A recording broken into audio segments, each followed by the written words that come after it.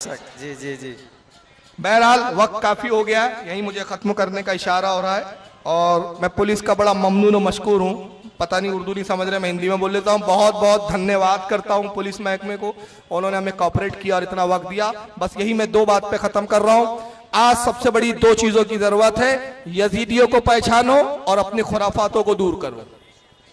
जी जी। जितना नुकसान आज वहाबियत से नहीं हो रहा है, उससे ज्यादा नुकसान हमारी खुराफातों से हो रहा है। जी, जी, आज वहाबियों को मेहनत करने की जरूरत नहीं पड़ रही है। एक जमाना था वहां भी मेहनत करते थे, कोनों कोनों में ले जाके चुपके समझाते थे। अब उनको जरूरत नहीं पड़ रही। पढ़े लिखे नौजवानों के गलों में हाथ डाल के सिर्फ इतना बोलते हैं, देखो साहब ये पंजे उठा रहे हैं, ये ताजिए निकाल रहे हैं, ये ढोल बजा रहे हैं, जरा बताओ क्या यही इस्लाम है? तो एक पढ़े लिखे आदमी के ذहन में फौरन ये बात आती है, वाकई इस्लाम नहीं हो सकता। अगर ताजिया निकालना इस्लाम होता तो खुदा की कसम ज़ैनुल आबिदीन सबसे पहले ताजिया निकालती। पंजे निकालना अगर इस्लाम होता तो अहले बैत का हर फर्द पंजे निकालता।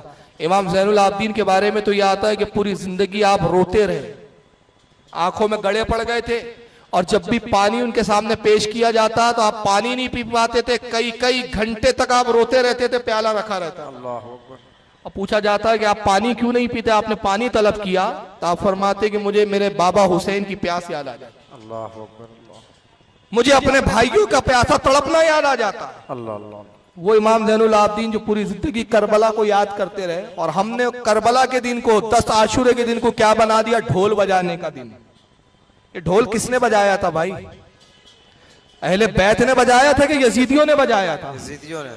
अरे 10 आशूरे को हुसैन पाक के काफले का तो ये हाल था कि सर नेजों पे ले जाके दौड़ा रहे थे। तमाशा बनाया था अहले बैत का इन्होंने, ढोल तो यजीदी बजा रहे थे, और तुमने यजीदियों का काम ले लिया। याद रखिए ये पंजे की कोई असल नहीं है, हमारे उलमा इससे बरी है। ये जो करते जाहिल लोग हैं इनसे हम बरी जमा। अगर ढोल बजाना, ताजिया निकालना, पंजे निकालना इस्लाम होता तो याद रखो हमारे उलमा के हाथ में पंजे होते, हमारे मदरसों से ताजिए निकलते। तो जब हमारे मदरसों से ताजिए नहीं निकलते, हमारे मदरसों से ढोल नहीं बजता, तो इसका मतलब ये हमारी सुन्नियत नहीं है। और इन वहाबियों से भी कहूंगा कि अवाम की जहालत को हमारे खाते में मत फिट करो।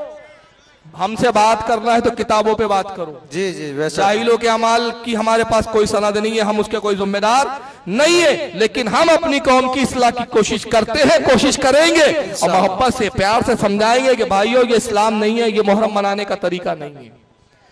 तो खुदा के वास्ते ढोल बजाने से बचिए, ये यजीद का काम था, ये हुसैनियों का काम नहीं हो सकता। आका ने फरमाया मैं ढोल तोड़ने के लिए आया हूं, मैं ढोल तबाह करने के लिए आया हूं। ढोल बाजे शैतान की आवाजें। तो 10 मुहर्रम को ढोल नहीं बजाना है, हुसैन पाक के नाम की मजलिसों को मुनक्किद करना है।